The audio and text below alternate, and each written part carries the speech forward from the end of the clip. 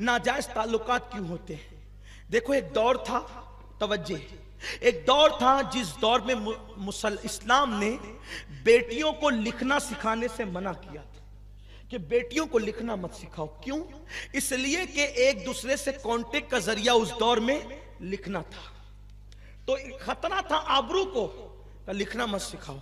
और आज अब लिखने की जरूरत नहीं है। आज ये सारा फितना मोबाइल की वजह से, मोबाइल, लड़कियों के पास हमने मोबाइल दिया, इसीलिए ये फितना हो रहा है। वरना जब तक मोबाइल इजाद नहीं हुआ था, इस तरह के केस ढूंढने से भी नहीं मिलते थे। हम क्यों अपनी बहन को मोबाइल दे रहे हैं?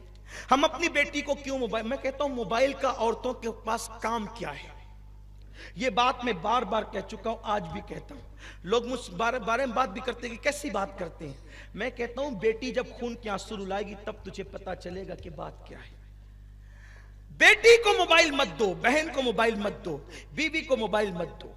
घर का फोन औरतें रिसीव ना करें, घर के अंदर का रखा हुआ मोबाइल जवान लड़कियां रिसीव ना करें, बूढ़ी औरतें या बच्चे रिसीव करें। जब कोई मोतमत बोले कि मैं बोल रहा हूं, तब जवान बेटियों को या बहनों को या बीवियों को मोबाइल दिया जाए। आज तो पैदाइश का दिन है तो मोबाइल गिफ्ट किया जा रहा है। तुम तलवार उतना नुकसान नहीं पहुंचाएगी तेरी बेटी को जितना मोबाइल नुकसान पहुंचाएगा। 5,000 का मोबाइल मत दो। अगर बेटी के लिए दिल में प्यार है, 50,000 का सोने का हार दिला दो।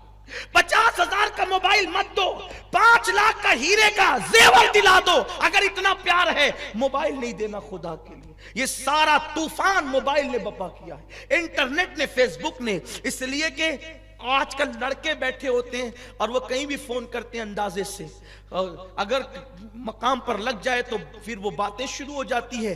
बल्कि मिस कॉल भी करते हैं। ये मिस कॉल कभी कभी इतनी तबाही का जरिया बन जाता है। इन्होंने तो बैठकर मिस कॉल कर दिया, वहां अगर शौहर मौजूद है, किसका मिस कॉल था, वो रिप्लाई करेगा, उठाएगा लड़का।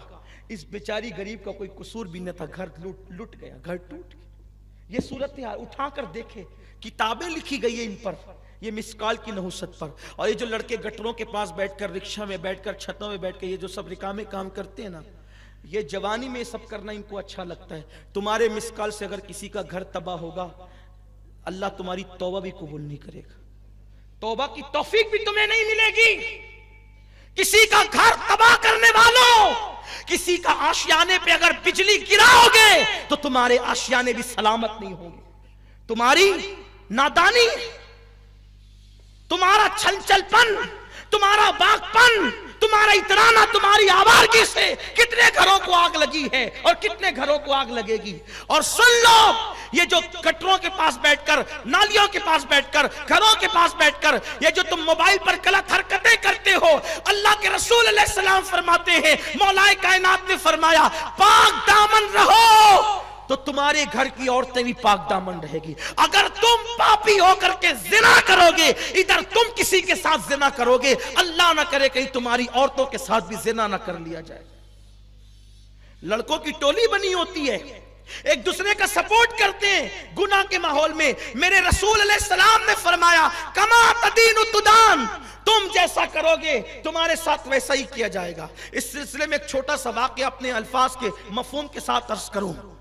एक जवान, तवज्जे, दूसरे जवान के पास आया, अगर यार तू मेरा दोस्त है, कहा हूं, कि मेरी एक चीज में मदद कर। उसने कहा क्या? कहा महल्ले के इमाम साहब की बीवी से मेरा दिल लग गया, तो नमाज पढ़ने जाना ना, नमाजी उतहा निकाल कर नमाज पढ़ने मेरे लिए जाना, और देर तक इमाम साहब से मसले मसाइल पूछते रहना, उनको उलझाते रहना, उतनी देर तक मैं इमाम साहब के घर चला जाया करूंगा। वो पागल, उसको कहना चाहिए था कि इमाम की बीवी के साथ ऐसा न कर, यही तो कहना चाहिए।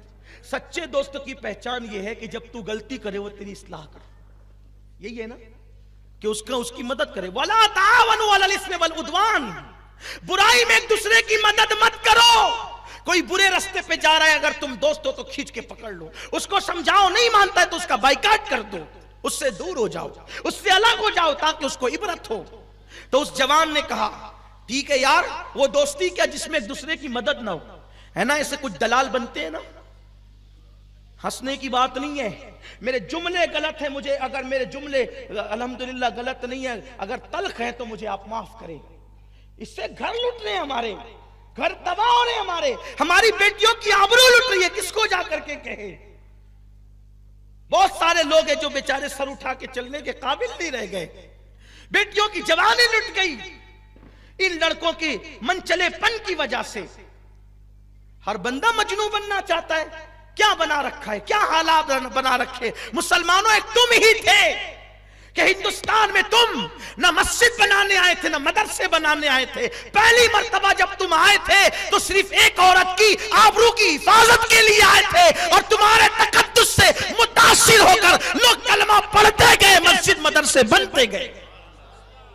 تم دوسروں کی بیٹیوں کی عزت کے محافظ تھے، آج تم محلوں کی بیٹیوں کی عزت کے دشمن بن گئے۔ تمہاری آنکھوں میں تقدس نہیں رہ گیا، پارسائی نہیں رہ گئی۔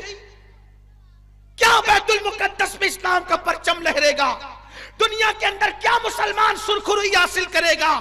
ملک شام اور یمن کیوں نہ جلے گا؟ کیوں؟ جس قوم کا جوان آوارہ اور عیاش ہو جائے، اس قوم کو عزت کے ساتھ جینے کا حق نہیں ہے۔ ہمیں تو اللہ نے بہت تقدس کے لیے پیدا کیا تھا، قوموں کی امامت کے لیے پیدا کیا تھا، لیکن بس اسی میں الجھ گئے۔ لڑکی لڑکی لڑکی اور عشق اور عشق اور عشق اور آوارگی، انٹرنیٹ اور فیس بک اور یہ سب تماشے۔ نہیں، اللہ نے ہمیں بہت بڑے مقصد کے لیے پیدا کیا ہے، اور جوان ہونے کے بعد بوڑھا بھی ہونا ہے، مرنا بھی اللہ کو منہ بھی دکھانا ہے۔ حدیث پاک میں آتا ہے، بد نظری کرنے والوں کے لیے ڈر ہے، مریں گے تو کافر ہو کر مریں گے۔ نگاہوں کی حفاظت کرو، نگاہوں کی حفاظت کرو۔ میرے نبی فرماتے ہیں صلی اللہ علیہ وسلم، جو کسی خوبصورت عورت کسی کو گناہ کی دعوت دے اور یہ سوچ کر کہ اللہ دیکھ رہا ہے، وہ چھوڑ دے اور وہاں سے ہٹ جائے، اللہ اس کی مغفرت فرما دیتا ہے اور بے حساب اللہ اس کو جنت عطا فرمائے گا۔ عرض کر رہا تھا، اس جوان نے کہا ٹھیک ہے میں تیری مدد کروں گا۔ کیا ہوا؟ وہ جاتا مسجد میں نماز پڑھتا، امام کو لے کے بیٹھ جاتا، الجھائے رکھتا، مسئلے مسائل پر۔ کئی دن گزرے، ایک دن اس کو احساس ہوا یار میں غلط کر رہا ہوں، مسجد کے امام کے ساتھ میں غلط کر رہا ہوں کہ میں ان کو پکڑے رہتا ہوں، میرا دوست وہاں جا کے پتہ نہیں کیا کرتا ہوگا۔ اس نے امام سے کہا حضرت معاف کرنا، میں نہ نمازی ہوں نہ مجھے علم سے کوئی دلچسپی ہے، میرے دوست کو آپ کی بیوی سے اس کا دل لگ گیا، اور اس نے مجھے کہا کہ میں آپ کو الجھاؤں، اور میں آپ کو الجھاتا رہا اور مسئلے مسائل میں پھنساتا رہا، اور وہ آپ کے گھر جا کے پتہ نہیں کیا کرتا رہا، حضرت مجھے معاف کر دیں، میں نے بہت بڑی غلطی کی۔ یہ بات سننے کے بعد امام کو کیا ہونا چاہیے تھا؟ غصے میں اس کی آستین چڑھ جانی چاہیے تھی، یا اس کا پریشر بڑھ جانا چاہیے تھا، یا اس کی آنکھیں لال ہو جانا چاہیے تھا۔ کیسا بیچارہ امام تھا، وہ مسکرانے لگا، ہنسنے لگا۔ وہ اس کو حیرت ہوئی، امام صاحب اتنا بڑا حادثہ سن کے آپ مسکرا رہے؟ امام نے کہا اللہ کے بندے، میرے گھر میں میری ایک بوڑھی ماں اور میرا بوڑھا باپ ہے، میری تو ابھی تک شادی نہیں ہوئی ہے، جب میری شادی نہیں ہوئی تو میری بیوی کہاں سے آئے گی؟ جب میری شادی ہی نہیں ہوئی تو میری بیوی کہاں سے آئے گی؟ اور میری کس بیوی سے تیرے دوست کا دل لگ گیا؟ میں تو کنوارا ہوں، ابھی تو ڈھونڈ رہے ہم لوگ شادی کے لیے۔ تو فوراً اس کے دماغ کی بتی جلی، ارے اگر امام صاحب کی شادی نہیں ہوئی تو یہ جاتا کہاں تھا؟ تو جب تحقیق کی گئی تو پتا چلا امام کی تو شادی نہیں ہوئی تھی، یہ اس کو مسجد بھیج کر اس کے گھر جاتا تھا۔ ہنسنے کی بات نہیں ہے، یعنی کہ دوسرے کے گھر میں چاہے وہ پتھر مارنے والے کا خود کا گھر چکنا چور ہو گیا۔ اس لیے کبھی کسی کی برے کام میں مدد نہیں کرنا، مانتا ہے تو ٹھیک ہے سمجھاؤ، نہیں مانتا ہے تو اس سے الگ ہو جاؤ۔ تو یہ انٹرنیٹ اور موبائل جو ہم بچیوں کو دے رہے اس کے نقصانات ہیں۔ بیٹی کو مت دو موبائل، کوئی ضرورت نہیں ہے بیٹیوں کو موبائل دینے کی، اسی سے یہ سارے فتنے ہو رہے۔ انٹرنیٹ اور واٹس ایپ اور پتہ نہیں کیا کیا بیٹیاں چلا رہی ہے، اور میرے نوجوانوں سے بھی گزارش ہے مت کرو یہ دیوانگی، ورنہ تباہ ہو جاؤ گے۔ ایک اہم بات اور، ہم بیٹیوں کو اسکول اور کالج بھیجتے ہیں، میں انکار نہیں کرتا، بیٹیوں کو بالکل اسکول بھی پڑھاؤ، کالج بھی پڑھاؤ، جہاں تک پڑھا سکتے ہو پڑھاؤ، لیکن یہ تدبیر کرو کہ بیٹی کو اسکول تک پہنچانے کے لیے تم خود جاؤ اور اس کو اسکول کے گیٹ سے لاؤ گھر تک، اکیلے بیٹیوں کو کہیں مت جانے دو۔ آپ کہیں گے وہ کیوں؟ میں کہتا ہوں ہمارے مذہب میں سب سے مقدس ترین اگر کوئی سفر ہے تو وہ سفر حج ہے۔ اس سے مقدس سفر ہمارے مذہب میں ہے ہی نہیں۔ سب سے زیادہ مقدس سفر سفر حج ہے، جس کے لیے ہر مسلمان پوری زندگی دعا کرتا ہے، دکھا دے یا الہی وہ مدینہ کیسی بستی ہے جہاں پر رات دن مولا تیری رحمت برستی ہے۔ ہمارے یہاں سب سے مقدس سفر حج ہے، ہر قدم پر نیکی ملتی ہے، ہر قدم پر ثواب ملتا ہے، مگر سنو سنو مسلمانوں، اتنا مبارک اور مقدس سفر اسلام کہتا ہے سفر حج کے لیے عورت اکیلے نہیں جا سکتی۔ تو جب حج کے لیے عورت کو اکیلے جانے کی اجازت نہیں ہے تو اسکول اور کالج بالغ لڑکیوں کو اکیلے جانے کی اجازت کیسے ہو سکتی؟ اس لیے اسکول کی دہلیز تک پہنچاؤ اپنی بیٹیوں کو اسکول کی دہلیز سے لاؤ۔ لیکن آج تو حال یہ پکنک پر بیٹیاں 18 سال کی ٹیچروں کے ساتھ اکیلے جا رہی ہیں، کوئی بولنے والا نہیں ہے، جو بولے وہ گالی سنے، ہمیں کوئی فرق نہیں پڑتا۔ ٹھیک ہے، کوئی گالی چار ہی دے گا نا، اگر قوم کی آبرو بچتی ہے تو اس سے بڑی بات کیا ہے۔ اور میں نے تو اپنی ذات کے لیے لوگوں کو معاف کر دیا، میں کہا جاؤ جتنی بے عزتی کرنا ہو کرو، اس لیے کہ تم بے عزتیاں کرتے ہو، میرا نبی مجھے عزت عطا کرتا ہے، میرا خدا مجھے عزت عطا کرتا ہے۔ جاؤ شہر والوں، باتیں بری لگتی ہے تو جتنی گالیاں دینا ہے دے لو، لیکن حق تو بول کر رہوں گا۔ جب سفر حج کے لیے بیٹی اکیلے نہیں جا سکتی تو تم نے اپنی بیٹیوں کو نوجوان لڑکوں کے ٹیچروں کے ساتھ پکنک میں بھیج دیا، پارک کو گھومنے کے لیے بھیج دیا۔ ارے جن کی بیٹیوں کو اسلام مسجد اور مزارات پر جانے کی اجازت نہیں دیتا، ان کی بیٹیاں پکنک پر اکیلے کیسے جا سکتی ہے؟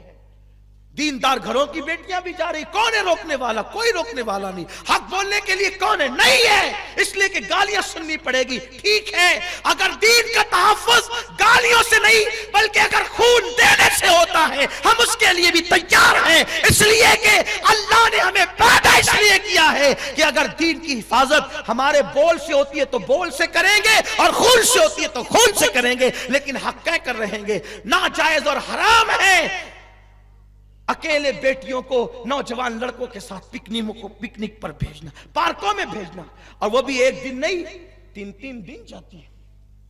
کون حساب لے گا اس کا؟ بیٹی اگر گھر سے 10 منٹ غائب ہو جائے تو شریف ماں باپ کی چیخیں نکل جاتی ہے۔ 3 4 رات کے لیے بیٹیاں پکنک پہ جا رہی ہے نہیں۔ اور اتنے بے غیرت ہو گئے لوگ کہ بھائی کو پتا ہے کہ میری اس کی بہن کا افیئر فلاں کے ساتھ چل رہا ہے، وہ روکنے کے لیے تیار نہیں۔ کیوں نہیں روک رہا ہے وہ؟